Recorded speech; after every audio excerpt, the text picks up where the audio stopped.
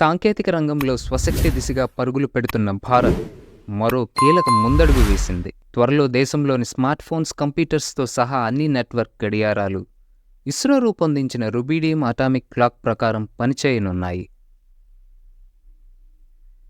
ఈ దిశగా త్వరలో నెట్వర్క్ సంబంధించిన గడియారాలన్నీ ఈ అటామిక్ క్లాక్తో సింక్ చేయనున్నారు ఇస్రో శాస్త్రవేత్తలు.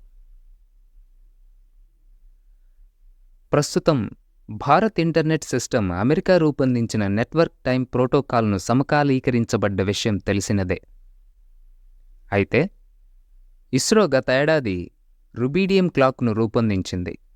స్వదేశీ ఉపగ్రహ నావిగేషన్ వ్యవస్థ నావిక్లో దీన్ని తొలిసారిగా ఉపయోగించారు. నావిక్లోని తొలి 9 ఉపగ్రహాలను 2013 నుంచి 2023 మధ్య లాంచ్ చేయగా వాటిలో విదేశాల నుంచి దిగుమతి చేసుకున్న రుబిడియం అటామిక్ క్లాక్స్నే ఉపయోగించారు. అయితే గత ఏడాది మేలో ప్రయోగించిన 10వ ఉపగ్రహంలో మాత్రం ఇస్రో రూపొందించిన అటామిక్ క్లాక్ని ఉపయోగించారు. ఈ క్రమంలో దేశంలోని అన్ని గడియారాలు ఈ క్లాక్ టైంతో త్వరలో సింక్ కానున్నాయి.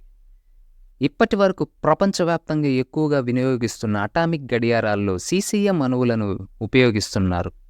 అయితే ఈ గడియారంలో రుబిడియం అణువులను వినియోగించారు.